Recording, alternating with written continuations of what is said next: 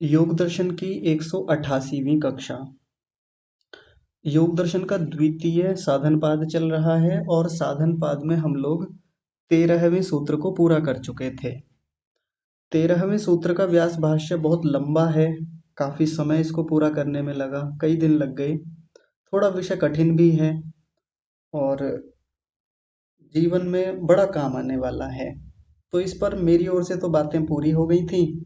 यदि आप लोगों ने चिंतन मनन किया हो, विचार विमर्श किया हो, तो प्रश्न तो बने होंगे। तो जैसा कि कल भी कहा था और आज समूह में भी मैंने भेजा था, यदि आपके प्रश्न हो तो आप अपने प्रश्न पूछ सकते हैं। आप अपना हाथ खड़ा कीजिए और पूछिए। जी, राजकुमारी माता जी, आप ही बताइए।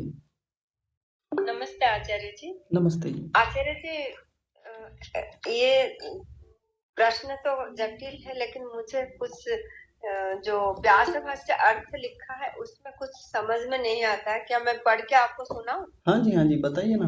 आप वो स्थान बता दीजिए, मैं स्वयं पढ़ लूंगा। हाँ, साधन पद पृष्ठ संख्या 130 जी। थर्ड पैराग्राफ का सेकंड लाइन में हाँ जी। जो लिखा है, कर्म स्थित पुण्य पाप कर्माच अर्थात कर्म समुदाय मरण के द्वारा अभिव्यक्त एक समुदाय के रूप में मिलकर मृत्यु को संपन्न करके एक समुदाय बनकर एक ही जन्म को संपन्न अर्थात प्रदान करता है। हाँ जी। मरण के द्वारा अभिव्यक्त, ये इसका अर्थ मुझे समझ में नहीं आता है। हाँ जी, ठीक है। कल भी इसकी चर्चा हुई थी, थोड़ी सी चर्चा आई थी। आप जहाँ से बोल रहे हैं, ये चर्चा इसी व्यास भाष्य में आगे भी आई थी। मैं एकदम सरल भाषा में इसको बताने का प्रयास करता हूँ। देखिए, यहाँ पर जो चर्चा है वो है, तनिक रुकिए, मैं व्यास भाष्य को ही खोल लेता हूँ जहाँ पर ये है।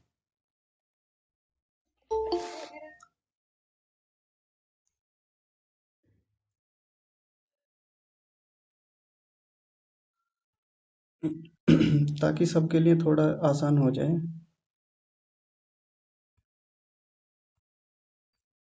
अब इतना बड़ा व्यास भाष्य है, इसमें ढूंढना बड़ा मुश्किल हो जाता है। हाँ जी, मिल गया, ये देखिए। ये जो पंक्ति है ये वाली, इसके विषय में माता जी पूछ रही हैं। माता जी, यही तो है ना? आप एक बार स्पष्ट कर दीजिए।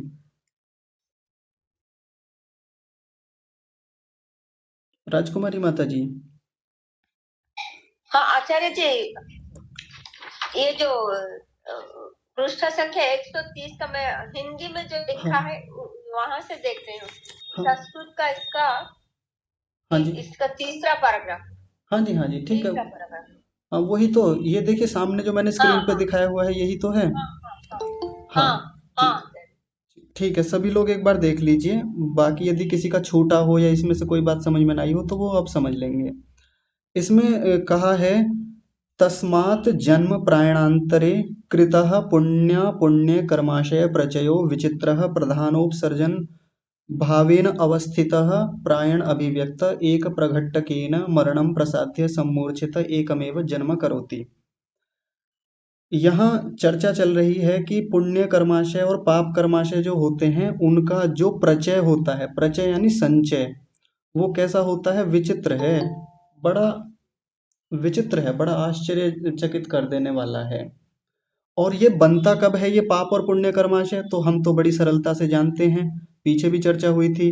जन्म प्रायणांतरे, जन्म का मतलब तो जन्म, जिस समय कोई जीवात्मा शरीर धारण करता है, और प्रायण का मतलब होता है मृत्यु, और अंतरे का मतलब होता है इनके बीच में, यानी जब से जन्म हुआ और जब तक मृत्यु हुई उसके बीच में कृतः माने किए गए पाप और पुण्य कर्माशय का जो प्रचय है, प्रचय मतलब वो इकट्ठा होना है, यानी जब से जन्म लिया और जब तक मृत्यु हुई उसके बीच में जो पाप और पुण्य कर्म किए गए और उनका जो प्रचय हुआ यानी इकट्ठा हुआ, वो कैसा है? विचित्र, बड़ा विचित्र है, बहुत आश्चर्यचकित कर देने वाला है। और होता भी है। हम जीवन में कितने कर्म करते रहते हैं, कितने अच्छे करते हैं, कितने बुरे करते हैं। उसमें भी कुछ हम स्वयं करते हैं, कुछ दूसरों से करवाते हैं, कुछ का अनुमोदन करते हैं। यानी कर्मों की बहुत सारी विचित्र विचित्र गतियां हैं। ऐसा करके इन्होंने उसको विचित्र कहा। और आगे कह रहे हैं, प्रधान उपसर्जन भावेन अवस्थितः। वो हमारे मन के भीतर प्रधान और उपसर्जन भाव में अवस्थित होते हैं।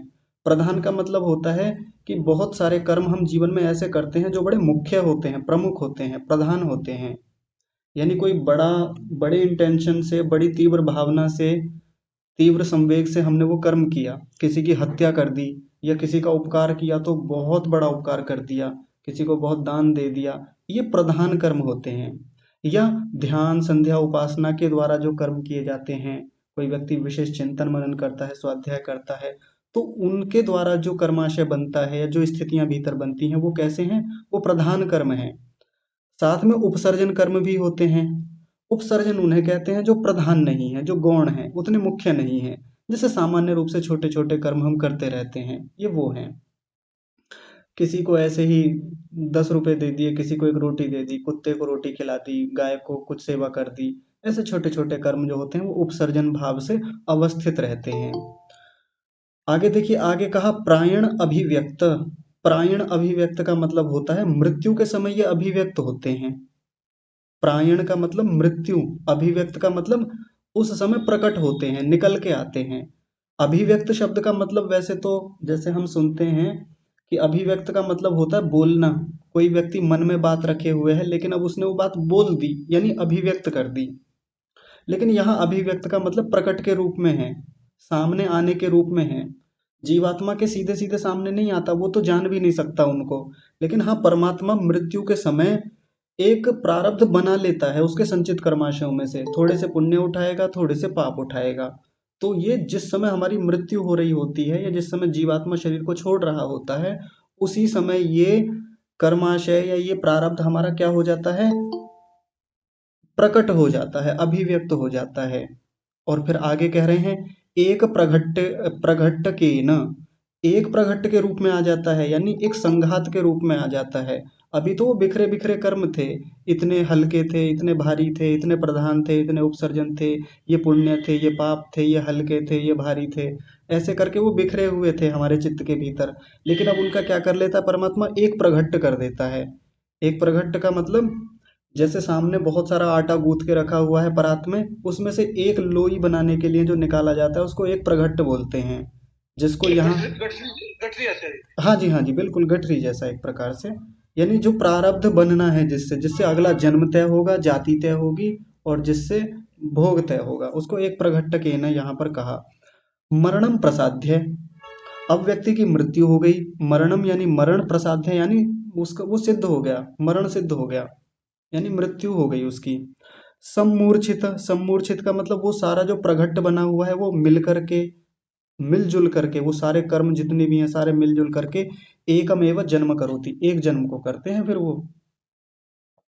यानी इतने सारे कर्म उठाए परमात्मा ने, उनको मिलाया आपस में, उनका एक समूह बनाया, प्रारब्ध बनाया, और उनसे एक जन्म करा दिया। ये है इस पूरी पंक्ति का तात्पर्य। माता जी, बात समझ में आई? हाँ आचार्य जी, चलिए ठीक है। समझ में आ रही है आचार्य जी। हाँ तो बस हो गया ये इतना तो, आपने इतना ही। धन्यवाद आचार्य जी। हाँ जी ठीक है। रश्मि वाही जी, आप बताइए। नमस्ते आचार्य जी। नमस्ते जी। हाँ जी आचार्य जी, ये जैसे ये सूत्र था, क्लेश मूले तद विपाको, नहीं, क्लेश मूले कर्माशु जातिरायुर्भोगा, हाँ जी। और सती मूले तद विपाको जातिरायुर्भोगा, ये दो से प्रश्न है आचार्य जी मेरा। एक मुझे जो समझ में आया है, ये दृष्ट जन्म नियत विपाक कर्म होते हैं और दृष्ट जन्म अनियत विपाक कर्म होते हैं, और एक अदृष्ट जन्म नियत विपाक कर्म है, और एक अदृष्ट जन्म अनियत विपाक कर्म है। ठीक है ना आचार्य जी? नहीं, ठीक नहीं है। ये जो नियत विपाकी और अनियत विपाकी होते हैं ये केवल अदृष्ट जन्म वेदनीय के साथ लगते हैं। हाँ जी। और जो दृष्ट जन्म वेदनीय हैं उनको ना तो हम नियत कह सकते ना अनियत कह सकते। दृष्ट जन्म वेदनीय क्या होता है पहले आप बताइए। दृष्ट जन्म वेदनीय जो हमारा अभी प्रेजेंट का जन्म है ना आचार्य जी, उसमें जो हम कर्म कर रहे हैं, हाँ, वो जब फल देंगे तो वो उसका जो वो फल मिलेगा हमें उसी दृष्ट जन्म में जन्म। मिलेगा, जिस जन्म में कर्म किए जा रहे हैं उसी जन्म में फल मिलेगा, उनको दृष्ट जन्म वेदनीय कर्माशय कहते हैं। बात बात ठीक है। हाँ जी। हाँ जी। और अदृष्ट जन्म वेदनीय क्या है?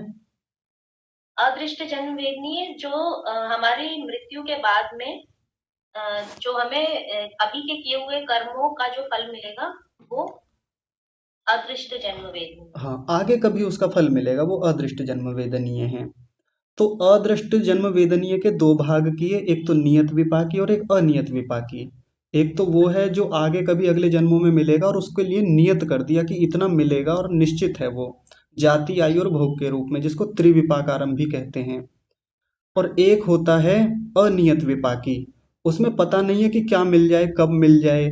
उसकी तीन गतियां बताई थी जो हमने पीछे देखी थी। या तो वो अ, किसी शुक्ल कर्म के द्वारा पाप कर्म जो है वो नष्ट हो जाएगा, या प्रधान कर्म के साथ वो दबा हुआ रहेगा, क्षमा कीजिए, उसके साथ मिलकर के अपना फल दे देगा, या प्रधान कर्म के द्वारा दबा रहेगा लंबे समय तक। ये उसकी तीन गतियां होती हैं। तो आचार्य जी ये दृष्ट जन्म नियत विपाकी कर्म हमें एक फल या दो फल दे सकते हैं, एक फल भोग होगा और दो फल आयु और भोग, ये ठीक है आचार्य जी? हाँ बिल्कुल, द्विविपाक आरंभ भी होते हैं, हाँ जी ठीक है। जाति तो को मेरा नहीं ये देगा। हाँ जी आचार्य जी। जाति को नहीं देगा क्योंकि जाति तो मिली हुई जाति, है। हाँ, हाँ जी। जाति मिली हुई जी। है। और एक मेरा ये प्रश्न है आचार्य जी, अगर हमें अदृष्ट जन्म अनियत कर्म विपाक को नष्ट करना है, जो इसकी पहली गति है ना आचार्य जी, वो जी। अगर हमें नष्ट करना है तो तीव्र संवेग से इसी जन्म में शुक्ल कर्म करने होंगे हमें, हाँ ये बिल्कुल। कुछ हाँ जी। इसी जन्म में शुक्ल कर्म करने होंगे ना आचार्य जी? हाँ। जैसे वो कौन से कर्म है जिनसे हम उनको वो कर सकते हैं? हाँ, उसके लिए बताया था, जना चौथे पाद में इसकी विस्तार से चर्चा करेंगे, पर अभी मैं मोटा मोटा बता देता हूँ। वो है अ, ध्यान, तप स्वाध्याय ध्यानवताम, ऐसे करके तीन शब्द आते हैं, तप स्वाध्याय ध्यानवताम। यदि आपको देखना है ना तो मैं आपको बता देता हूँ, यथावत आप जाके देखिएगा। आप चौथे पाद में जाएंगे और चौथे पाद का सातवां ही सूत्र है, उसमें जाकर आप आराम से एक बार देखिएगा स्वयं से। तो इसमें हाँ पूरी विस्तार से चर्चा है। वो कर्म वो हैं जो मानसिक कर्म हैं, मुख्य रूप से मन से किए जाते हैं। शरीर का उनमें सीधे सीधे रोल नहीं है, क्योंकि शरीर से जब हम कर्म करेंगे तो कहीं ना कहीं हिंसा जुड़ ही जाएगी, कहीं ना कहीं किसी का कोई ना कोई हानि होगी, और वो फिर शुद्ध शुक्ल कर्म नहीं रह जाएगा। फिर उसमें पाप कहीं ना कहीं, चाहे छोटे अंश में ही सही, मिश्रित हो जाएगा। और ये जो मानसिक कर्म है ये ध्यान, तप स्वाध्याय और ध्यान से संबंधित हैं। यानी हम तप कर रहे हैं, अपने संस्कारों पर काम कर रहे हैं, स्वाध्याय कर रहे हैं, चिंतन मनन है, जप कर रहे हैं, साथ में ध्यान चल रहा है, विचार विमर्श है, समाधि की ओर बढ़ रहे हैं। तो ये जो कर्म है ये शुद्ध शुक्ल कर्म है। ऐसे कर्मों के उदय होने से, ऐसे कर्मों को करने से जो हमारे पाप कर्म हैं वो नष्ट हो जाते हैं। बात समझ में आई? जी। हाँ आचार्य जी, आचार्य जी ये तीव्र संवेग से करने होंगे ये कर्म, तप स्वाध्याय हाँ। और ध्यान। हाँ जी, हाँ जी। तीव्र संवेग तो कहीं भी लगा लें कि जितनी अच्छी वेग से हम करेंगे वो उतना ही जल्दी फल दे देंगे। संवेग कम रहेगा तो फिर उनका प्रभाव उतना नहीं रहेगा, कम प्रभाव रहेगा। जितने ज्यादा घंटे हो सके उतने ज्यादा समय तक हमें ये कार्य करना होगा। हाँ जी। अच्छा, आप तीव्र संवेग का मतलब क्या समझते हैं? तीव्र संवेग का अर्थ ज्यादा इंटेंसिटी से, मतलब ज्यादा उसमें ज्यादा समय देना, ज्यादा पुरुषार्थ करना। हाँ ठीक है, इतना भी बहुत बढ़िया है, लेकिन जो पीछे चर्चा आई थी पिछले पाद में, तीव्र संवेगा नामासन्नः, यानी जिसमें हमारा वैराग्य अच्छी स्तर का होगा, जिसमें ज्ञान हमारा अच्छे स्तर का होगा, जिसमें हमारी श्रद्धा बहुत अच्छे स्तर की होगी, और साथ में पुरुषार्थ भी बहुत अच्छे स्तर का होगा। इन सबको मिला करके तीव्र संवेग बनता है। जी अच्छा, धन्यवाद अच्छा। हाँ जी ठीक है। जी, आगे कर्नल साहब जी आप बताइए। नमस्ते आचार्य जी। नमस्ते जी। तो अभी आपने जो तीसरे पैरा का जो अर्थ बताया था छोटे, हाँ जी। ये एक जन्म और मृत्यु के बीच का जो स्नेह है, जी। उसमें पुण्य और अपुण्य कर्म जो किए जाते हैं जी। वो प्रधान और उपसर्जन, मतलब मुख्य और गौण किस्म के जो कर्म माने जाते हैं। जी। तो ये गठरी मिलके वो एक जन्म का कारण बनती है, क्या इसका मतलब यही आपने बताया? हाँ जी बिल्कुल यही बताया था। तो मेरे को शक ये हो रहा है कि एक जन्म में एक आदमी इतने अच्छे या इतने उल्टे सुलटे काम कर सकता है जी। कि क्या वो सारे कर्म किए हुए मुख्य और जो गुण जो है वो जी। सारे कर्म सब जन्म को देंगे? नहीं, उसी जन्म के केवल उसी जन्म की बात नहीं है यहाँ पर। मैंने पीछे भी देखिए चित्र में एक बात समझाई थी, चित्र से देख के समझ लें। एक व्यक्ति कर्म कर रहा है, उसके कर्म यहाँ जाकर के संचित हो रहे हैं, और ये संचित वो हैं जो इस जन्म के भी हैं और पिछले जन्मों के भी असंख्य कर्म पहले से ही रखे हुए हैं। इस जन्म में भी कर रहा है तो साथ में जाकर के इसमें जुड़ रहे हैं। गठरी बढ़ रही है, अब गठरी मजबूत हो रही है, उसमें संख्या बढ़ रही है पुण्य कर्माशयों की भी और पाप कर्माशयों की भी।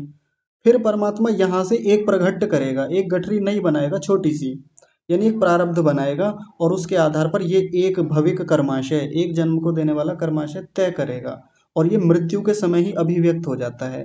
मृत्यु के समय ही ये तय हो जाता है अगले जन्म में क्या मिलने वाला है। तो समझ पा रहे हैं? ठीक है, ठीक है। हाँ जी, ठीक है। समझ आया, धन्यवाद। हाँ जी, चौधरी साहब आप बताइए। जी आचार्य जी, सादर नमस्ते। नमस्ते जी। आचार्य जी, जो अभी इसकी बात हो रही थी जो बहन जी पूछ रही थी, आपने चौथे पाद का वो 7वां सूत्र बताया था। हाँ जी। तो उसको मैंने अभी देखा आपके बताने के बाद में जी। उसमें निष्काम कर्म की वो है शुक्ल और कृष्ण, और वो निष्काम कर्म शायद आपने तप, स्वाध्याय, ध्यान और समाधि के द्वारा बताए थे। हाँ जी। तो ये जो शुक्ल और कृष्ण वाले हैं, जी। निष्काम कर्म है, जी। तो उसी को मान के चले ना, उसी से ये जो है कृष्ण जो कर्म है ये समाप्त होंगे? नहीं, उसको लेके नहीं, केवल शुक्ल कर्म जो वहां कहे हैं उनसे होगा। नहीं सर आचार्य जी, इसमें तो जो लिखा है, हाँ जी, कर्म शुक्ल कृष्णम। हाँ जी, जो कर्म ना शुक्ल है ना कृष्ण है, निष्काम है। हाँ जी।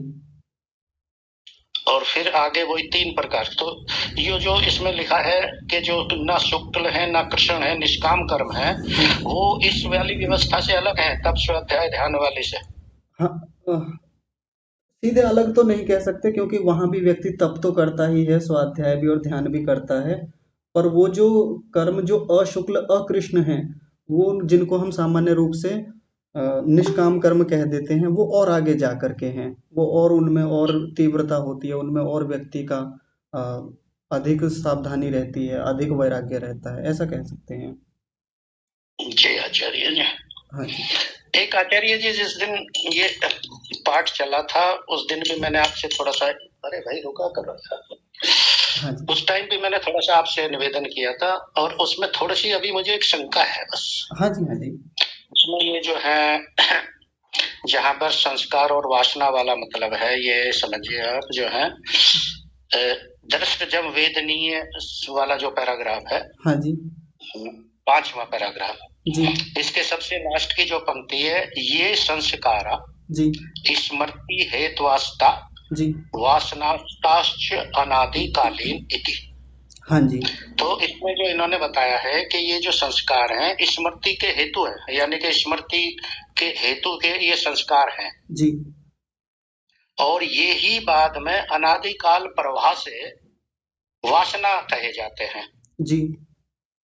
तो आचार्य जी इसको जरा थोड़ा सा स्पष्ट करें, ये जो ये स्मृति के हेतु संस्कार हैं और यही अनादिकाल प्रवाह से जी वासना कहे जाते हैं, इसको जरा थोड़ा सा स्पष्ट करें। हाँ जी, आप शायद वहां जा रहे हैं, तीसरे पाद के, वो कौन सा है, 17वां सूत्र है, जहाँ नहीं मैं तो अभी यहीं पर इसी सूत्र में हूँ सर। नहीं, इसकी जो लास्ट पंक्ति है, हाँ जी, नहीं मैं जो ये पैराग्राफ जी मैं इसलिए याद दिला रहा हूँ क्योंकि वहां जो संस्कारों को दो भाग में बांटा गया है, एक तो वासना जी रूप जी संस्कार और दूसरे धर्माधर्म रूप संस्कार। शायद आपके दिमाग में वो चल रहा होगा। नहीं, अभी तो गुरुजी यही वाला है अच्छा अच्छा। कि ये स्मृति हेतु संस्कार जो हैं जी। वो अनादिकाल प्रवाह से, जो यहाँ पर लिखा हुआ अनादिकाल प्रवाह से वासना कहे जाते हैं। जी। तो इस पे थोड़ा सा जो है मैं इसको ठीक तरह से स्पष्ट नहीं कर पा रहा हूँ। हाँ। कि संस्कार जो हैं वो फिर बाद में वासना कहे जाते हैं अनादिकाल प्रवाह से। हाँ जी। तो ये अनादिकाल प्रवाह वाला मामला, इसको आचार्य जी थोड़ा सा स्पष्ट। हाँ ठीक है, ठीक है, देखिए, ये संस्काराः स्मृति हेतवाः, ये क्या हुआ, तो नहीं रुकिए, ये तो गायब ही हो गया यहाँ से। भाई कोई शायद स्क्रीन प्रेजेंट कर रहे हैं अपनी। मैं इसको बंद भी नहीं कर सकता मेरी ओर से। आप में से यदि कोई स्क्रीन शेयर कर रहे हैं तो आप मत कीजिए। हाँ जी, अभी ठीक है। जिसको गूगल मीट चलाना नहीं आता ना तो उसको ज़्यादा छेड़े ना, बस आप सीधे यहाँ देखते रहें, उसी से काम चलता रहेगा। देखिए, ये संस्काराः स्मृति हेतवः ता वासनाः ताः च अनादिकालीना इति। ये जो संस्कार होते हैं जो हमारे चित्त में छाप के रूप में होते हैं, जैसे हम कोई भी विचार करते हैं, हम कोई भी चीज़ों का अनुभव करते हैं तो हमारे भीतर एक छाप बनती रहती है। उन्हीं छाप को हम संस्कार कह देते हैं सामान्य भाषा में। और ये जो संस्कार भीतर हैं ये स्मृति के हेतु होते हैं। यहाँ पर लिखा है ना, स्मृति हेतवः। स्मृति के हेतु हैं, इसका मतलब क्या हुआ, स्मृति के कारण हैं। यानी इन्हीं संस्कारों के कारण, इसी छाप के कारण हमको स्मृतियाँ आती हैं। जीवन में जो भी अनुभव लिया, जो भी चीज़ें पढ़ी सुनी जानी अनुभव की, उन सब की छाप भीतर है। उसी छाप के कारण से, उसी संस्कार के कारण से हमको सारी स्मृतियाँ आती हैं, सारी चीज़ें याद आती हैं। हम कहाँ गए थे, क्या खाया था, क्या पिया था, किन से मिले थे, उनका रंग कैसा है, उनका रूप कैसा है, उनका फ़ोन नंबर कौन सा है, उनका चित्र कैसा है। ये सारी चीज़ें जो याद आ जाती हैं हमको, ये संस्कारों के कारण से याद आती हैं। ये संस्कार जितने भी होते हैं ये स्मृति का हेतु होते हैं। ये एक बात कह दी इन्होंने। अब इसी बात को थोड़ा सा आगे बढ़ा करके कहा, वासना ता वासना, हाँ, इन्हीं को वासना कह देते हैं। इन्हीं का दूसरा नाम वासना है। यानी संस्कार और वासना पर्यायवाची शब्द जैसे हैं, बस आप ऐसा समझ लें। और फिर आगे एक बात और आगे बढ़ा करके कह दी, ताहा च अनादिकालीना। ये अनादिकाल से चले आ रहे हैं। यानी हमारे भीतर जो संस्कारों के बनने की प्रक्रिया है, ये जो वासनाएं बन रही हैं, ये जो छाप बन रही है, ये अनादिकाल से बनती चली आ रही है। और अनादिकाल का मतलब कोई यहाँ ये ना ले ले कि जिसका कभी आरंभ ही ना हुआ हो, क्योंकि वासनाएं तो बनना कहीं ना कहीं से शुरू हुई होंगी जब जीवात्मा को शरीर मिला होगा, मन मिला होगा। अनादिकाल कहने का मतलब बस इतना है कि हमको पता नहीं है कि कितने काल से ये बन के आ रही हैं।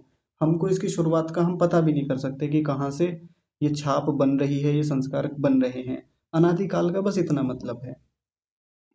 अभी बात समझ में आ रही है जी? जी, मतलब ये माना जाए कि संस्कार और वासना को हम एक ही चीज मान के चलें। बिल्कुल, ये तो मैंने वहां भी कई बार बोला कि जहाँ ये वासना शब्द आए तो इसको संस्कार ही समझें। जी जी जी। हाँ जी। और रही ठीक बात है आचार्य जी। धर्माधर्म रूप संस्कार की, जो आपने एक दिन पूछा भी था, तो वो आपको अलग से बताएंगे, ये जब तीसरा पाद चलेगा तब बताएंगे। क्योंकि अभी अगर मैं यहाँ जब वो धर्माधर्म, आएगा प्रकरण। हाँ नहीं नहीं, जी, सुनिए। जब वो प्रकरण आएगा तब चल। हाँ ठीक है आचार्य, नहीं, धन्यवाद। हाँ, यदि मैं यहाँ धर्माधर्म रूप संस्कार को खोलने लगा ना तो बड़ा कंफ्यूजन हो जाएगा कई लोगों को, फिर जी जी जी दिक्कत हो जी जाएगी। हाँ ठीक है। जी, धन्यवाद आचार्य जी। हाँ जी, तो आगे जी, कर्नल साहब जी फिर से कुछ कह रहे हैं क्या? आचार्य जी, एक छोटा सा प्रश्न और रह गया है। हाँ जी। उसमें हम बोल रहे थे ना कि जो पुण्य कर्मों से जो अपने पाप कर्म है वो नष्ट कर दिए जाते हैं। जी। तो उसका जो है ये स्वामी सत्यापति लिख रहे हैं जी। कि दो प्रकार के कर्म जानने योग्य हैं। जी। पुण्य कर्मों का समुदाय पाप कर्मों के समुदाय को नष्ट करता है, हाँ जी। अर्थात उसको दबा देता है। हाँ जी। मतलब हम जिसको नष्ट बोल रहे थे कि ये जो शुक्ल कर्म हमारे जो होंगे वो इन कर्मों को नष्ट कर देंगे, तो वो ऐसा नहीं मानते। हाँ जी, वो नहीं मानते, बिल्कुल नहीं मानते। लेकिन कई सारे विद्वानों का बिल्कुल कहना है और साफ साफ दिख भी रहा है, विनाश शब्द लिखा है, विनाश ही मानना चाहिए। तो मेरा झुकाव तो विनाश की ओर ही है। मतलब मैं स्वामी जी की बात को गलत सिद्ध नहीं कर रहा हूँ, ऐसा मेरा सामर्थ्य भी नहीं। पर बहुत चर्चाएं इस पे होती हैं, विवाद तो बड़े रहते ही हैं कि ऐसे कैसे नाश हो जाएगा। पर ये विशेष परिस्थितियों की बात है, नाश तो बिल्कुल स्पष्ट लिखा ही है। आप पंक्तियां पढ़ लेना, उनमें भी साफ साफ दिख ही रहा है महर्षि व्यास जी के कहने से भी। हम मतलब थोड़ा सा उसमें जो है हाँ जी। कंट्राडिक्शन आ रही थी कि जो महर्षि वेद व्यास कुछ बोल रहे हैं, ये कुछ बोल रहे हैं। हाँ जी। तो उसमें तो साफ साफ लिख ही रहा है ना। और कई बार ये बातें आ गई कि वो कर्म तो नष्ट हो ही जाते हैं, कर्माशय नष्ट होता है, पर एक पक्ष ऐसा अड़ा हुआ रहता है इस बात पे कि ऐसे कैसे कर्म नष्ट हो जाएंगे। तो वो तो लास्ट में एक बात कह भी दी कि यदि कोई अपवाद आ जाता है तो उससे मूल सिद्धांत खत्म थोड़ी होता है, खंडन थोड़ी होता है। ये बात सही है कि कर्म किए हैं तो उनका नाश कभी नहीं होगा, ये नियम है, सिद्धांत है। लेकिन कुछ विशेष परिस्थितियां हैं, कुछ विशेष कर्म ऐसे हैं जिनको यदि कर लेंगे तो पाप नष्ट हो जाएंगे, बिल्कुल साफ साफ लिखा हुआ है। कर्मों की जो वो अनियत विपाकी कर्मों की जो 3 गतियां लिखी हुई हैं उसमें 2 बार ये बात खोली है। एक बार तो सीधा लिख दिया और दूसरी बात उसको खोल करके लिख दिया। तो नाश शब्द, धन्यवाद आचार्य। हाँ जी ठीक है। कुसुम व्यास माता जी आप बताइए। जी नमस्ते आचार्य जी। नमस्ते जी। जो ये हम चर्चा कर रहे हैं 12वां और 13वां सूत्र में, जी तो इसमें जो 12वां सूत्र है जी तो इसमें मेरी समझ से क्या ये बात बताई है कि जो क्लेश है जिसकी जड़ ऐसे कर्मों का समुदाय है, उसका फल अ, वर्तमान जन्म में मिलता है और वो भविष्य में यानी कि भावी जन्म में मिलता है, ये बात बताई। ठीक है हाँ कि जी कर्म से है उसका फल वर्तमान जन्म में या तो भावी जन्म में मिलते हैं, एक बात हुई। हाँ जी और दूसरा कि इसमें भी जो तीव्र संवेग से हमने कर्म किया है, जी यानी कि ऐसा बार बार हमने तप किया, मंत्र जपा या किसी की सेवा की, किसी भगवान की भक्ति की, तो ये सब तीव्र संवेग से जी जो हम संपादित किए हुए हमारे पुण्य कर्माशय है, जी उसका शीघ्र फल देता है। हाँ जी, इसी जन्म और में। उसी प्रकार तीव्र क्लेश है, जी किसी का दिल दुभाया, बीमार को हमने मदद नहीं की, दरिद्र को कुछ मदद नहीं की, दान नहीं दिया, यानी कि किसी पर हमने अपकार किया, जी हम कृतज्ञ बने और हमने किसी का विश्वासघात किया, जी तो ऐसा ऐसा जो तीव्र क्लेश है, जी तो उसका फल भी ये वर्तमान जन्म में ही मिलते हैं, ऐसा अर्थ हुआ ना। हाँ जी ठीक है।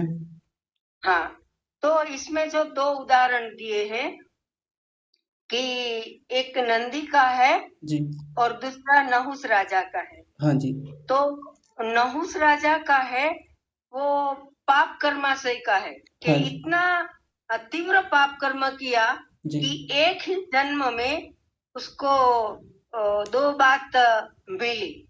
तो उसकी बात आपने उस दिन पूछा था कि इसके बारे में क्या है, तो इसके बारे में थोड़ा कहूँ। हाँ जी बताइए। हाँ, तो नहुस राजा जब स्वर्ग में वो इंद्र की देव और दानव की लड़ाई हुई, तब वो असुर लोग से उसने उसका राज्य ले लिया, इंद्र का। जी तो वहां किसी को बनाना था देवों का राजा, तो उसने नहुस राजा की अच्छी तरह की वर्तनों का अच्छा राजा था तो उसको चुना। जी तो उसको चुना तो वहां सब कुछ उसने प्राप्त कर लिया। तो उसको एक दिन ऐसा विचार आया कि क्या मैं जो इंद्र की पत्नी सूची है ये भी मेरी नहीं हो सकती? जी मैंने सब कुछ तो प्राप्त कर लिया। तो इसकी मन में ऐसी भावना उत्पन्न हुई, काम उत्पन्न हुआ। तो इसने वहां संदेश भेजा। तो जो सूची थी वो बृहस्पति के पास गई और वहां जाकर इसने सभी बात बताई कि ये मुझे ये पत्नी बनाना चाहता है नहुस राजा। तो बृहस्पति है उसने एक युक्ति बताई कि आप ऐसा कहो कि सब ऋषि को माता जी पालकी लेकर। माता हाँ जी ऐसे तो हाँ बहुत समय लग जाएगा, आप अपना प्रश्न बताइए। ये कथा तो मैंने मोटी मोटी वहां पे बताई भी थी कि उस हाँ, व्यक्ति का तो मैं वहां। ये कहना चाहती हूँ जी कि जो नहुस राजा ने वहां ऐसा पाप कर्म किया, तो वो देवों का राजा था, उच्च जी स्थिति में था, तो नीची स्थिति में आ गया तीर्थ योनि में। जी और नहुस राजा तीव्र क्लेश के कारण, पाप कर्म के कारण जी नहुस राजा में से सर्प हो गया हाँ जी एक ही जन्म में। और नंदीश्वर है वो उसका आयुष्य कम था, जी तो उसने भक्ति की, तो इससे उसका आयुष्य भी बढ़ गया और उसने मनुष्यत्व जाति है इसमें से देवत्व को प्राप्त किया। माता जी क्या? क्षमा हाँ, कीजिएगा, आप मैं आपको फिर से रोक रहा हूँ। आप प्रश्न बताइए, ये सब बातें हो चुकी हैं, मैं मतलब भी मैं ये कहना चाहती हूँ कि जी ये उदाहरण दो है, जी ये इसके लिए दिया है ना कि जो हम तीव्र संवेग से पुण्य कर्म करें या पाप कर्म करें तो हाँ वर्तमान जन्म में ही उसका हो जाता है परिवर्तन। हाँ जी बिल्कुल, उनसे दृष्ट जन्म वेदनीय कर्माशय बनेगा और जिस जन्म में वो कर्म किया जा रहा है उसी जन्म में फल को दे देगा। और उसके ये दो उदाहरण हैं, नंदीश्वर का और नहुष का। जी जी, बस इतना ही। हाँ जी ठीक है, धन्यवाद। ठीक है, कोई बात नहीं। आगे विनीता माता जी आप बताइए। जी आचार्य जी प्रणाम। प्रणाम जी। आचार्य जी, ये सत्यपति परिव्राजक वाली जो बुक है उसमें 131 पेज पे जी लास्ट लाइन 2 लाइन है जी कि परंतु मुक्ति से पुनरावृत्ति होने पर कर्माशय फल देता है। ऐसा नहीं मानना चाहिए कि योगी क्लेश दग्ध बीज को प्राप्त होने पर कर्म फल नहीं देते। हाँ जी तो इसको स्पष्ट ये करवाना था आचार्य जी हाँ कि जी जब क्लेश दग्ध बीज हो गया तो कर्म फल कैसे देंगे फिर? हाँ माता जी, जब ये चर्चा हुई थी तब मैंने कहा था कि बड़ा विवाद रहता है इस बात को लेकर अच्छा कि मुक्ति में जाने जी से पहले कर्म फल नष्ट हो जाते हैं, नहीं ये कर्माशय नष्ट होता है या नहीं होता। तो वहां के लिए उदाहरण दिया था 12वें सूत्र के व्यास भाष्य की अंतिम पंक्ति है ना, क्षीण जी क्लेशानाम अपि न अस्ति अदृष्ट जन्म वेदनीय कर्माशय। यानी जिसने अपने क्लेशों को क्षीण कर लिया है ऐसा योगी, उसका जो कर्माशय होता है वो अदृष्ट जन्म वेदनीय नहीं होता, यानी अगले जन्मों में फल को नहीं देगा। बिल्कुल साफ जी साफ पंक्ति लिखी हुई है जी और इस जी पर बहुत सारे प्रमाण और भी हैं और साफ साफ लिख भी रहा है कई जगह कि नष्ट हो जाता है, नष्ट हो जाता है, नाश होता है। कितनी बातें हो गई। पर ये स्वामी सत्यपति परिव्राजक जी का ऐसा मानना था कि वो नष्ट नहीं जी होते, बचे रहते हैं और जब मुक्ति से लौट करके जीवात्मा फिर आता है तो उन्हीं कर्माशयों के आधार पर उसको नया जन्म मिलता है। पर फिर भी जी मैं ना तो इनको खंडित करूंगा ना आज के विद्वानों को करूंगा। ऐसे जो प्रसंग होते हैं जहाँ विवाद हैं, जहाँ द्वंद्व हैं, ऐसे प्रश्नों को विचार कोटि में रखना चाहिए। विचार करते रहेंगे और देखते रहेंगे कि क्या ठीक है क्या नहीं है। मैं छोड़ने को भी नहीं कहता कि छोड़ दें ऐसे प्रश्नों को, विचार जी करते रहेंगे। जी इसी में 132 पेज पर है कि क्षणों का फर्स्ट पैरा में हाँ जी ईश्वर प्राणियों की आयु क्षणों में निश्चित करता है। इसका ये अभिप्राय नहीं है, लेकिन वर्षों में तो नियत करता है ना। इसका किस यह स्थान पर अभिप्राय लिखा? नहीं है कि जी ईश्वर प्राणियों की आयु क्षणों में निश्चित करता है।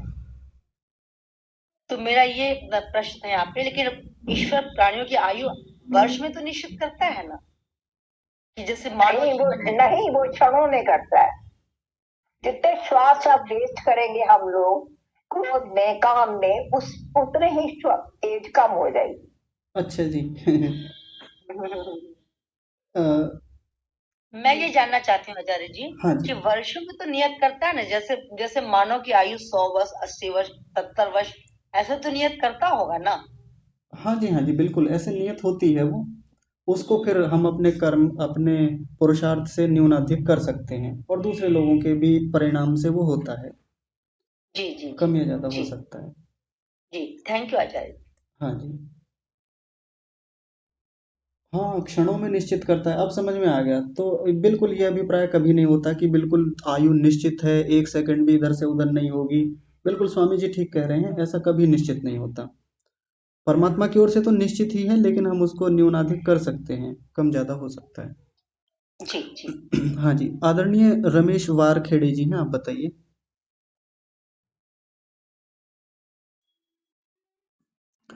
जी बताइए। चलिए, हो सकता है प्रतिकूलता हो। श्रीमान धर्मवीर सिंह जी आप बताइए।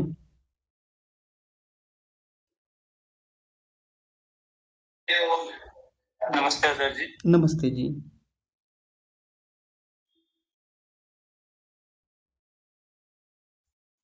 लेफ्ट हो गए, चलिए कोई बात नहीं। बड़े भैया आप बताइए मैं तब तक। मैं पूछूं? हाँ जी हाँ जी बोलिए।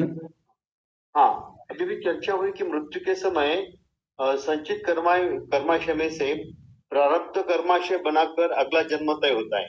जी क्या जन्म तुरंत मिलता है या कुछ उसे कुछ समय लगता है? परमात्मा की ये तो अपनी इच्छा है, उनकी अपनी न्याय व्यवस्था है, तुरंत भी दे दे। यानी जैसे आगे की स्थितियां बन गई हैं तो तुरंत दे देगा, और आगे की स्थितियां नहीं बनी हैं तो होल्ड करेगा, उसमें रोकेगा। तो ये तो विधिवत तो परमात्मा ही जानते हैं, उनकी अपनी न्याय व्यवस्था है। लेकिन हाँ, एक बात जो मैंने अभी बोली उसका थोड़ा ध्यान रखना चाहिए। आगे स्थितियां बन गई हैं जन्म देने के लिए, आगे माँ का गर्भ तैयार है, आगे वो परिवेश बिल्कुल वैसा ही अनुकूल हो गया है जहाँ परमात्मा देना चाहते हैं, जहाँ ठीक भोग दिया जा सकता है, उतनी आयु बन सकती है। स्थितियां बन गई तो तुरंत दे देगा, स्थितियां नहीं बनी तो अभी रोक के रखेगा उसको। ठीक है जी।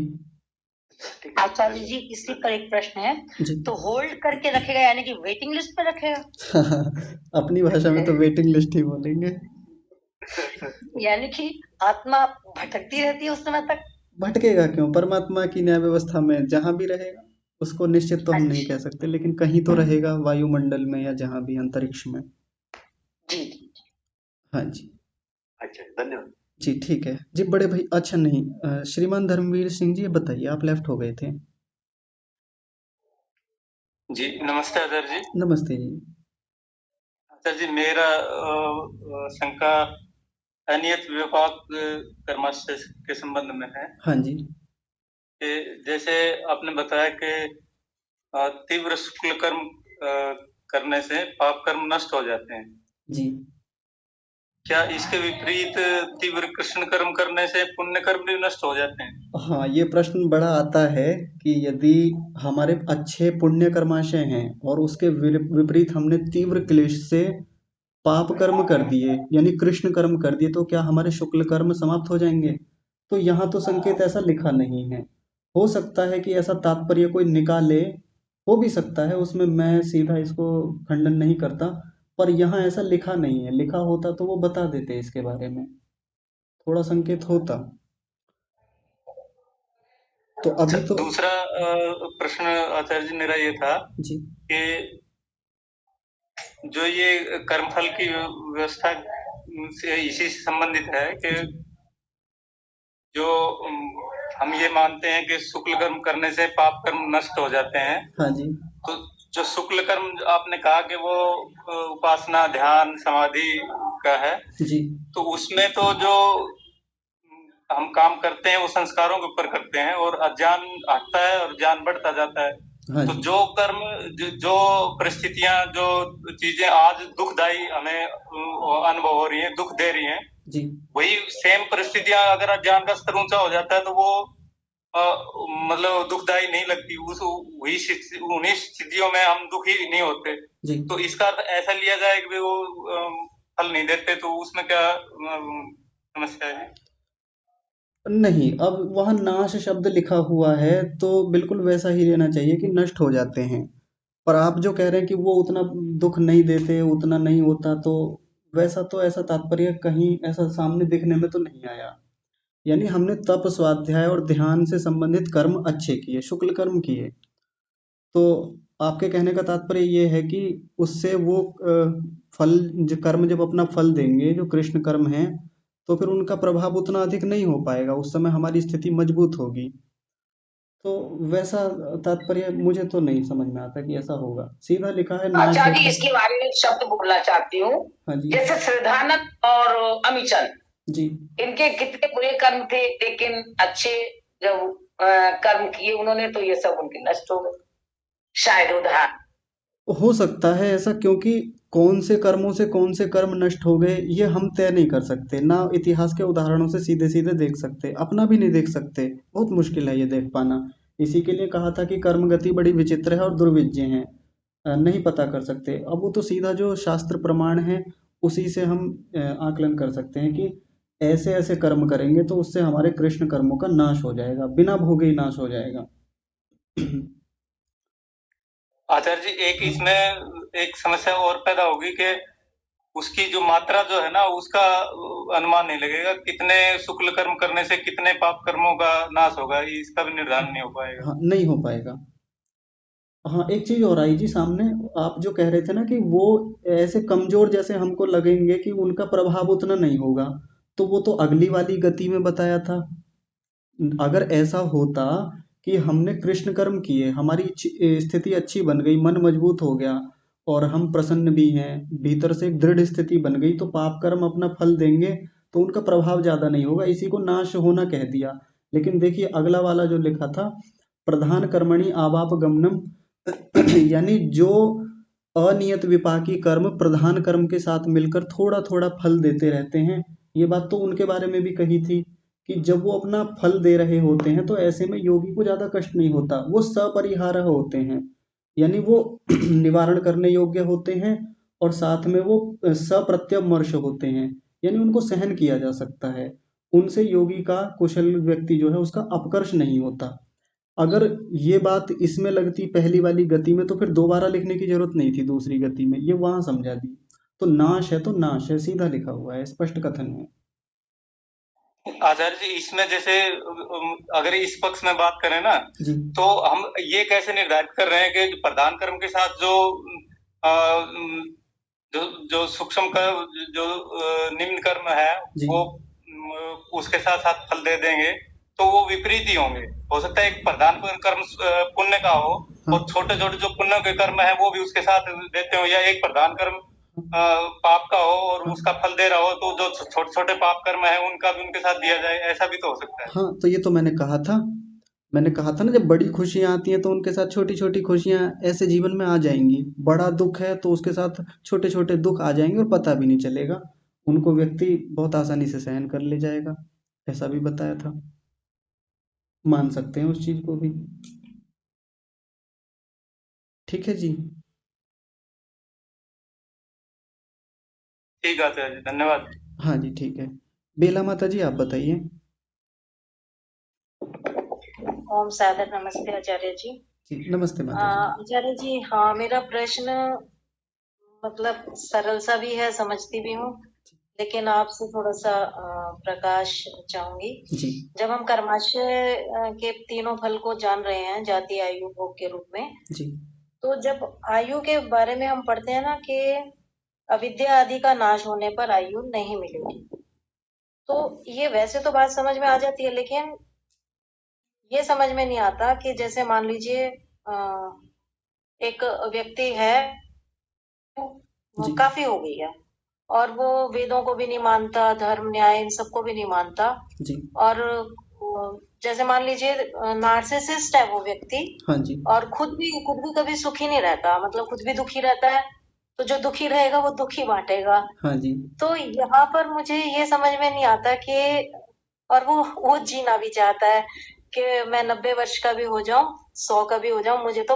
अमर रहना है, जैसे मुझे जीना है। जी तो यहाँ मुझे चीज समझ में नहीं आती कि वो व्यक्ति अपने लिए ठीक है जीना मांगता है, लेकिन उसके साथ साथ एक नार्सिसिस्ट या टॉक्सिक होने के नाते वो अपनी धुरी में, अपने उसके चारों ओर जो परिधि में लोग रहते हैं उनको भी परेशान करता है। हाँ तो जी यहाँ थोड़ा सा स्पष्टता चाहूँ। हाँ जी। जो नार्सिसिस्ट टाइप के लोग होते हैं, वो कैसे लोग होते हैं? जिन लोगों को नार्सिसिस्ट का मतलब नहीं पता, मैं बता देता हूँ। नार्सिसिस्ट का मतलब होता है एक ऐसा व्यक्ति जो आत्ममुग्धता में रहता है, अपने आप को सर्वोपरि मानता है, हर जगह ये सोचता है कि मैं बेस्ट हूँ, मैं बहुत अच्छा हूँ, मैं इस मामले में श्रेष्ठ हूँ, और ये सामने वाले मेरे सामने क्या हैं। जैसे पिछले दिनों एक गाना बड़ा प्रसिद्ध था कि मैं हूँ ही इतनी सुंदर, मैं क्या करूँ, है ना? ऐसा बहुत सारे गाने आते हैं, मैं हूँ ही ऐसा तो इसमें मैं क्या कर सकता हूँ, मैं तो ऐसा, मैं तो वैसा, मेरे सामने भला आप लोग क्या हैं। तो नार्सिसिस्ट टाइप के लोग जो होते हैं, जो हमेशा आत्ममुग्धता में रहते हैं, अपने आप को सर्वोपरि मानते हैं और सामने वाले को बेवकूफ, मूर्ख, नीच मानते हैं, ऐसे लोगों की जो स्थिति होती है, ऐसे लोग जो कर्म कर रहे होते हैं, उनके कर्म करने से जो स्थितियां बन रही हैं, वो अपना पाप कर्माशय बना रहे होते हैं, यदि कर्मफल व्यवस्था के हिसाब से बात करें तो। क्योंकि उनके कर्म करने से सामने वाले व्यक्ति को पीड़ा हो रही है, कष्ट हो रहा है, और आगे आएगा, चर्चाएं अभी आने वाली हैं कुछ दिन में, कि दूसरों को पीड़ा दे करके, दूसरों को कष्ट दे करके, जो हम अपने आप को इतना महान समझते हैं और हम सोचते हैं कि हम बहुत महान हैं, हम बहुत अच्छा काम कर रहे हैं, हमारी बड़ी अच्छी स्थिति है और हमारी आयु लंबी हो जाए, हम तो खूब जिए, हमारे पास खूब ऐश्वर्य हो, अपने आप को बहुत महान समझेंगे और ये सोचेंगे कि हम तो बहुत बढ़िया काम कर रहे हैं, ये कहीं थोड़े बहुत दान पुण्य धर्म के काम कर देंगे तो उससे सोचेंगे कि हमारा तो ठीक चल रहा है, बढ़िया चल रहा है। इससे इन व्यक्ति का, ऐसे व्यक्ति का पाप कर्माशय बनेगा। क्यों? क्योंकि दूसरों को कष्ट दिया है, परेशान किया है। और नार्सिसिस्ट लोग जो होते हैं बहुत खतरनाक होते हैं। नार्सिसिज्म अपने आप में एक बहुत बड़ी बीमारी है, और मैं तो इसको मानता हूँ कि ये सबसे बड़ी बीमारी है किसी भी व्यक्ति के लिए। और वो व्यक्ति खुद को तो हानि में पहुंचाता ही रहता है और उसको खुद पता नहीं रहता। सबसे रोचक बात यह है कि नार्सिसिस्ट व्यक्ति के साथ ये सबसे खराब चीज हो रही होती है कि उसकी हानि हो रही है और उसको खुद को पता नहीं है, और दूसरा बताए, दूसरा उसको समझाए तब भी नहीं मानता, स्वीकार ही नहीं करता, क्योंकि एक ऐसी स्थिति में है कि अपने आप को ही महान समझता है। अपनी भाषा में कहें, शास्त्रीय भाषा में कहें तो ऐसा व्यक्ति घोर अहंकारी किस्म का है, घमंडी किस्म का है, समझता ही नहीं है। तो उसके ऐसा करने से उसकी इस जन्म में तो आयु मिल गई थी, उसके कुछ कर्म रहे होंगे जिससे उसको आयु मिल गई अच्छी, तो इसको तो भोगेगा, ये तो उसको भोगना ही होगा। ये अच्छी आयु मिली है, जैसा भी मिला, सुख भोग मिले इतने तो वो लेगा, क्योंकि उसके भी अच्छे कर्म रहे होंगे। लेकिन उसने नार्सिसिज्म के चलते उसने दूसरों को जो कष्ट दिया है, अब उसका खुद का एक पाप कर्माशय बढ़ता जा रहा है, बढ़ता जा रहा है। और परमेश्वर की न्याय व्यवस्था में उसके साथ भी होगा न्याय आगे चल के। तो अपने यहाँ ऐसे व्यक्तियों को अहंकारी, घमंडी कहते हैं, और ये घमंड, ये अहंकार सबसे बुरा रोग है, सबसे खराब चीज है। तो बचने का प्रयास करना चाहिए। और बड़ा मुश्किल होता है ऐसे लोगों के सामने बैलेंस बना के रखना, खासकर अपने घर में कोई व्यक्ति ऐसा हो ना जो नार्सिसिस्ट टाइप का हो, तो मैं कहता हूँ वो अपना जिंदगी तो खराब करता ही है, और उसके साथ जो लोग रहते हैं वो उसके साथ कभी बैलेंस बना ही नहीं पाते, वो उसके साथ सामंजस्य कभी रख ही नहीं पाते। ये खराब स्थिति होती है। ठीक है माता जी। जी धन्यवाद आचार्य जी। हाँ जी ठीक है जी। बड़े भैया आप भी बताइए। नमस्ते जी। नमस्ते जी। जी दृष्ट जन्म वेदनीय कर्माशय में जो हमें कर्माशयों का भोग मिलता है, हाँ जी, ये नियत होता है कि अनियत होता है? इसके बारे में लिखा नहीं था, पर जब ये कह दिया कि इसी जन्म में मिलना है तो नियत जैसा ही मान लेना चाहिए। जी नियत ही समझ रहे थे हम भी कि नियत ही होगा। हाँ जी। और इसमें एक विपाक आरंभी में भोग मिलता है, द्विपाक आरंभी में भोग और आयु मिलते हैं। हाँ जी। तो एक विपाक आरंभी में आयु को नहीं रख सकते? एक विपाक आरंभी में आयु को नहीं रख सकते, क्यों? क्योंकि ऐसी आयु का क्या लाभ जिसमें भोग ही ना हो। यानी एक व्यक्ति को आयु तो मिल गई, यानी 10 वर्ष रहेगा वो जीवन उसका, और भोग मिले ना, बताइए ऐसी आयु कुछ काम की होगी? बताइए। जी तो एक विपाक आरंभी में कोई रखेंगे, आयु को नहीं रखेंगे? हाँ जी नहीं रखेंगे, उसके लिए आयु और भोग वाले को अलग एक श्रेणी बना दी, द्विविपाक आरंभी। आयु भी रहेगी, साथ में भोग भी रहेगा। भोग के बिना आयु का कोई मूल्य नहीं है, और आयु के बिना जाति का कोई मूल्य नहीं है। जाति रहेगी तो आयु तो होगी ही निश्चित रूप से कुछ ना कुछ, और आयु रहेगी तो भोग भी कुछ ना कुछ रहेगा। हाँ जी। जी ठीक है। और अदृष्ट जन्म वेदनीय में जो अनियत विपाकी में जो प्रथम स्थिति थी शुक्ल कर्मों से जी कृष्ण कर्मों का नष्ट हो जाना, तो शुक्ल कर्मों से भी जो कर्माशय बनता होगा, क्या वो सहायक रहता है, या उससे संस्कार जो बनते हैं उससे किस प्रकार के संस्कार बनते होंगे? हाँ, इसका कोई ऐसा संकेत तो दिखा नहीं, पर हाँ कर्माशय तो बनता होगा उसका भी, या कर्माशय ना भी बने तो संस्कार जरूर बनते होंगे। इसकी ओर तो मेरा दृढ़ विश्वास है कि संस्कार बनते होंगे, और वो अक्लिष्ट संस्कार होते होंगे, और होंगे निश्चित रूप से, जो बाकी क्लिष्ट संस्कारों का नाश करने में भी बड़ी सहायता करेंगे। ठीक है। क्योंकि वो सहायक है ना, जब वो कृष्ण कर्मों को काट रहे हैं तो हाँ। किसी न किसी रूप में साधना में भी सहायक होंगे वो। हाँ बिल्कुल होंगे, तो वो अक्लिष्ट की श्रेणी में रख सकते हैं। हाँ जी हाँ जी, बहुत बढ़िया। जी ठीक है, धन्यवाद। हाँ जी ठीक है। अच्छा राजबाला माता जी आप भी बता दीजिए। नमस्ते आचार्य जी। नमस्ते जी। हाँ जी आचार्य जी, जैसे मेरा विचार ये है, जैसे एक पिता और पुत्र है, जी और पुत्र पिता की सेवा नहीं कर रहा, जी और आगे जाके वो पुत्र भी पिता बन जाता है, उसकी भी सेवा नहीं हो रही, तो उस पुत्र ने ऐसे कर्म किए हैं, ये ऐसे ही चलता रहेगा? मतलब टिट फॉर टैट ऐसे ही रहता है, या मतलब उस टाइम पे भोग के लिए हम मतलब क्लीन जो होते हैं वो आगे आ जाते हैं, या ये क्या जुड़ा होता है? ये सिस्टम थोड़ा कई बार समझ नहीं आता विचार करती हूँ तो। हाँ जी, हाँ जी, ठीक है। इसके बारे में भी निश्चित नहीं कह सकते। वही वाली बात लागू होगी कि जैसे मान लीजिए उदाहरण से समझ लेते हैं, जो उदाहरण आपने दिया। एक पिता है और उसका एक पुत्र है। पुत्र अपने पिता की सेवा नहीं करता, सत्कार नहीं करता, बल्कि उल्टा उनको दुख पहुंचाता है। और दुख किस रूप में पहुंचाता है? जो पिछले 12वें सूत्र के व्यास भाष्य में हमने देखा था, तीव्र क्लेश से अपने बीमार पिता को, अपने बूढ़े पिता को बहुत हानि देता है, बहुत नुकसान पहुंचाता है। तो ये निश्चित जान लीजिए कि वो जो बेटा है, जो अपने पिता को बहुत हानि पहुंचा रहा है, सेवा नहीं करता, गालियां देता है और भी बहुत कुछ उनके साथ अनाचार करता है, तो इसी जन्म में उसको जरूर मिलेगा। क्या मिलेगा? दुख मिलेगा। ये तो सीधा सीधा दृष्ट जन्म वेदनीय कर्माशय बनेगा। पर जी, वो तो हाँ जी, जी जी बोलिए।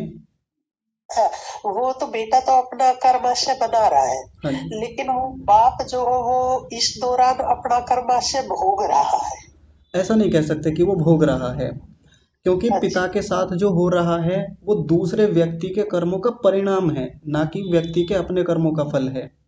पिता जो भोग रहा है जरूरी नहीं है कि वो उसके कर्मों का भोग ही हो, यानी फल ही मिल रहा हो उसको परमात्मा की ओर से, कि तूने हाँ पीछे कभी कर्म किए थे तो उनका फल मैं दे रहा हूँ। ये जरूरी नहीं है, हो भी सकता है, नहीं भी हो सकता। लेकिन हाँ, इतना सुनिश्चित है कि दूसरा व्यक्ति जब कर रहा है तो उसके कर्मों का परिणाम है, और जो परिणाम आता है हमारे ऊपर वो परमात्मा उसकी क्षति पूर्ति करता है। जो कर्म हमने किया भी नहीं था और हमें भोगना पड़ा, तो परमात्मा उसके लिए हमको आगे क्षति पूर्ति करता है। ठीक है जी, हाँ जी। ठीक, जी, नमस्ते। हाँ जी। प्रियंका जी, आप भी बताइए।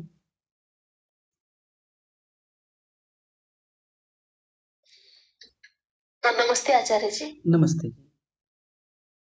अ, ऐसा है कि सास ससुर बीमार रहे और उनके मन में है आप खट्टा खाना, तले वाला खाना, जी। तो आप नहीं, आप हमने मैंने नहीं दिया, तो जी। वो कौन सा कर्म हो गया? हाँ, थोड़ा सा मुश्किल होता है यहाँ पे कि सास ससुर ले लीजिए, कोई बच्चा ले लीजिए, कोई भी व्यक्ति है, हाँ, अब वो मांगता है कुछ ऐसी चीज जो उसके लिए हानिकारक है, हमने नहीं दी, तो इसमें सीधे सीधे ना तो पाप बनेगा ना पुण्य बनेगा, जैसा मतलब मेरा अपना विचार है। क्योंकि हमने कुछ ऐसा किया ही नहीं कि जिससे सामने वाले को कोई कष्ट हुआ हो। अगर कष्ट हुआ हो तो एक बार को मान भी सकते हैं कि कुछ पाप बनेगा, लेकिन हमारा जो यहाँ उद्देश्य था, मकसद था, वो सामने वाले का लाभ पहुंचाना ही था। अब हम लाभ भी पहुंचाना चाहते हैं और सामने वाला फिर भी परेशान हो, तो इसमें मुझे नहीं लगता कि हमारा कोई पाप कर्माशय बनेगा। और हमें कोशिश करनी चाहिए कि पहले समझाएं, सास ससुर हैं, पुत्र हैं, कोई भी है, कि ये चीज़ आपके लिए हानिकारक है, नुकसानदायक है। फिर भी नहीं मान रहा है, फिर भी जिद किए जा रहा है, तो उसको लेकर के चिंता ना करें कि हमने मना कर दिया, हमने दिया नहीं उनको जैसा मांग रहे थे। कई बार तो कुछ लोग शराब मांगने लगते हैं। बहुत सारे पिता ऐसे हो सकते हैं, दादा दादी ऐसे हो सकते हैं कि वो गलत चीज मांग रहे थे, बहुत हानिकारक चीज मांग रहे थे, हमने नहीं दी। अब वो परेशान हो गए इस बात को लेके, तो कोई कह देगा जी आपने परेशान कर रखा है, अपने दादा दादी को शराब नहीं दी थी, अपने पिता को शराब क्यों नहीं दी, वो तो रो रहे थे, परेशान हो रहे थे, तो आपका तो पाप बनेगा। क्यों बनेगा? इसकी हानि होती उनको, हमने तो हानि से बचाया है, तो कोई पाप नहीं बनेगा इसमें। ठीक है जी। हाँ जी। अच्छा, कृष्णा माता जी, आप भी बता दीजिए, क्योंकि अब जब सिलसिला चल ही रहा है तो आप भी बताइए। आचार्य जी नमस्ते। नमस्ते जी। आचार्य जी, जो ये जो अदृष्ट जन्म वेदनीय अनियत विपाक कर्म का जो 3 प्रकार का गति है, जी। ये 3 प्रकार की गति में एक और 3, जी। इसमें क्या भेद है? मैं मुझे समझ में नहीं आता है। ये हाँ, दो, 1 और 3 एक जैसे लगता है, ये ठीक है? आपको एक कैसे लगता है वो बताइए। अगर एक होता तो ऋषि लिखते ही नहीं, दो जगह अलग अलग एक ही बात को नहीं लिखते। ये बताया गया है अच्छे कर्म कर, एक को बताया गया है अच्छे कर्म करने से पाप कर्म का नाश हो जाता है। हाँ जी। ये जो नाश किया है लंबा समय तक कोई कर्म का फल प्राप्त नहीं होता है, नहीं ये माता जी, नहीं नहीं, वो आपने हिंदी वाला पढ़ लिया होगा इसलिए आप ऐसा कह रहे हैं। नाश तो नाश, और बिल्कुल आप सही पकड़े हैं इस बात को। यदि वो लंबे समय तक पड़े रहते तो फिर तीसरी पंक्ति क्यों लिखते, तीसरी गति क्यों लिखते? हाँ, मेरा मेरा इसमें संदेह होता है, इसमें तो उलझ गई हूँ मैं। हाँ, उलझ इसीलिए रहे थे क्योंकि आपने हिंदी वाला पढ़ लिया था और मैंने मना किया था जी हिंदी वाले को मत पढ़िए। उसको पढ़ेंगे तो फिर आप उसी में जाएंगे कि वो नष्ट होंगे ही नहीं। अगर नष्ट नहीं होंगे, लंबे समय तक पड़े रहेंगे, मुक्ति के बाद लौट के आएगा तब देंगे, तो फिर ये तीसरी गति क्यों लिखी?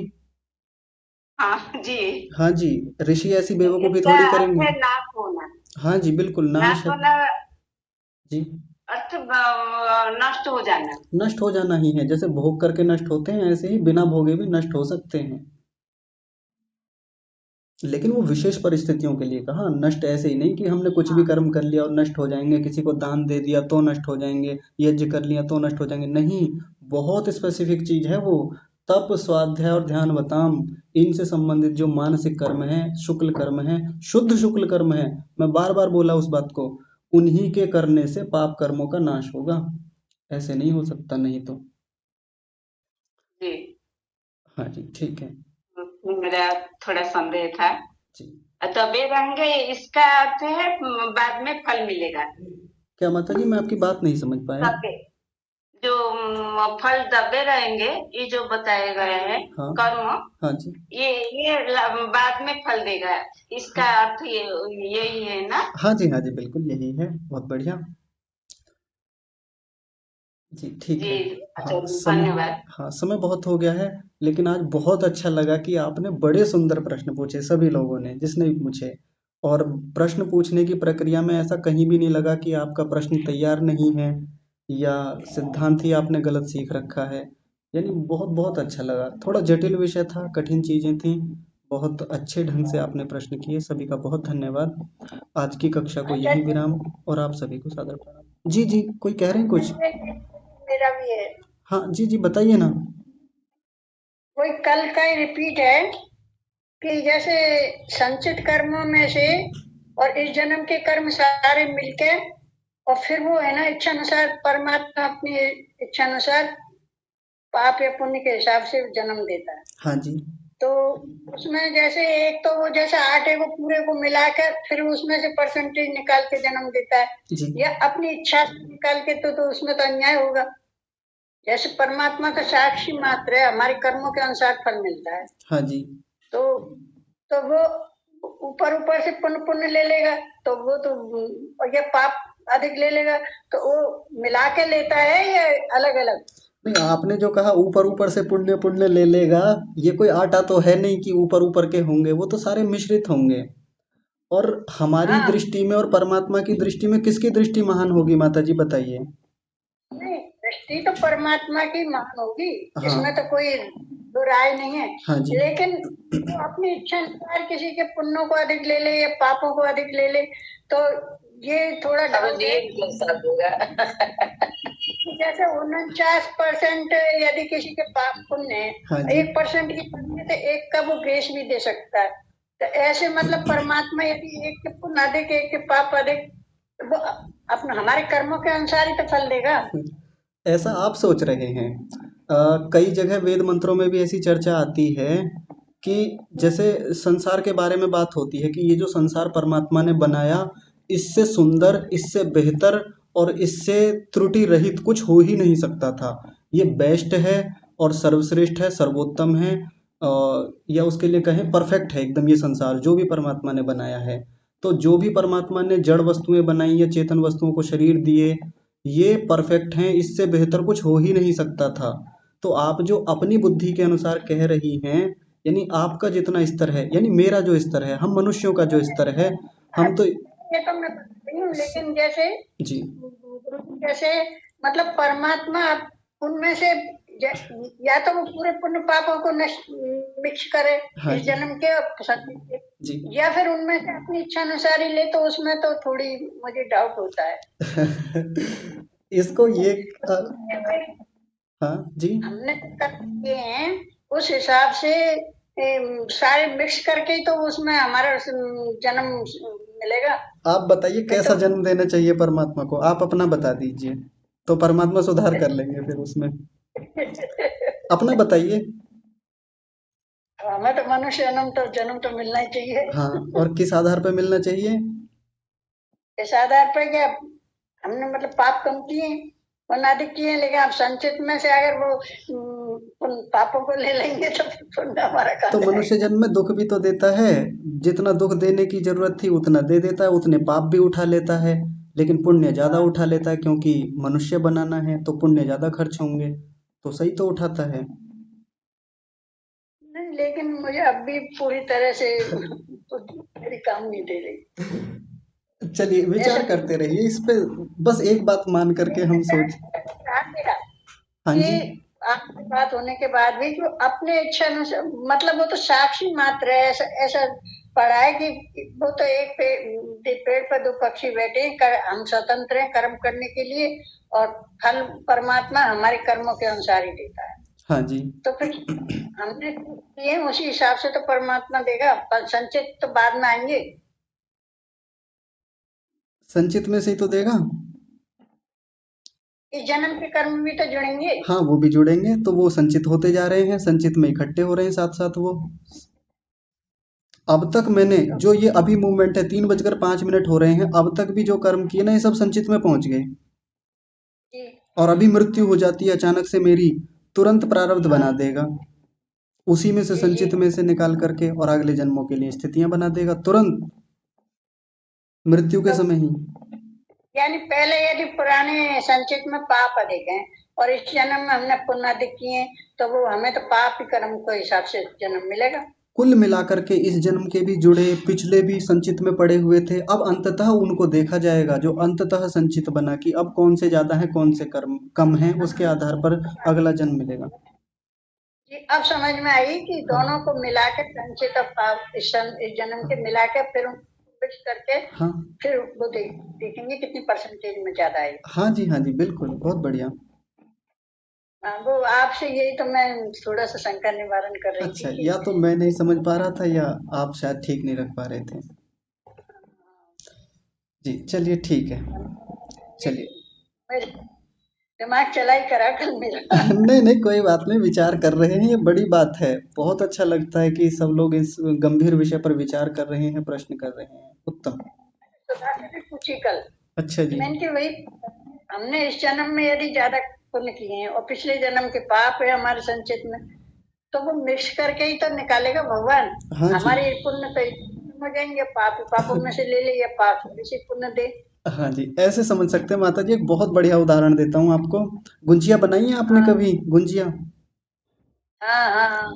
तो जब गुंजिया बनाते हैं तो पहले हम एक गोल आटा जैसा रोटी के लिए जैसे बनाते हैं वैसा बनाते हैं, फिर उसके बाद क्या करते हैं, उसको एक फ्रेम आता है उसमें रखते हैं, और उसमें फिर वो मीठा वगैरह मावा जो भी डालना होता है डाल करके गुंजिया का जो फ्रेम होता है उसको बंद कर देते हैं। गुंजिया बन गई, तो बाहर जो आटा बचा रह जाता है जो गुंजिया के फ्रेम से बाहर निकल जाता है उसको हम इकट्ठा करते हैं और वापस कहाँ ले जाके रख देते हैं, वही जो परात में आटा गूथा हुआ है, मैदा गूथी हुई है हमने, तो अब अगली जो गुंजिया बनेगी वो पूरा जो मिला दिया था, यानी जो पुराना बचा हुआ था संचित मैदा बचा हुआ था, और जो ये थोड़ा सा अभी एक गुंजिया में से जो बच गया था ऊपर ऊपर से, उसको मिला करके अब एक अगली नई गुंजिया के लिए प्रारब्ध निकाला जाएगा। यानी एक अलग ले ही निकाली जाएगी। अब आगे समझ में भाई, अब परमात्मा आपने ये नहीं कि उसको अलग से रख दे। हाँ जी, से बचाए जो वो सबको मिक्स करके उस हिसाब से निकालेगा। हाँ जी, हाँ जी, बिल्कुल, बहुत बढ़िया।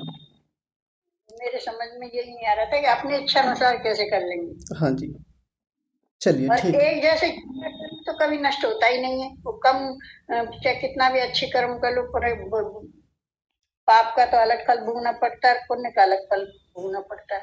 हाँ जी, हाँ जी, बिल्कुल, दोनों का अलग अलग ही मिलता है। तो हो ही नहीं सकते, जैसे पुण्य हमने ज्यादा कर लिए पाप किए तो पाप नष्ट हो जाएंगे, वो तो भोगना ही पड़ेगा। हाँ जी, हाँ जी, ऐसा नहीं होता। कम किए तो वो भी भोगना पड़ेगा। जी जी, बिल्कुल। चलिए ठीक है, अभी रखते हैं, बहुत समय हो गया। आचार्य जी बहुत समय ले लिया मैंने। कोई बात नहीं। नमस्ते आचार्य जी। नमस्ते सभी।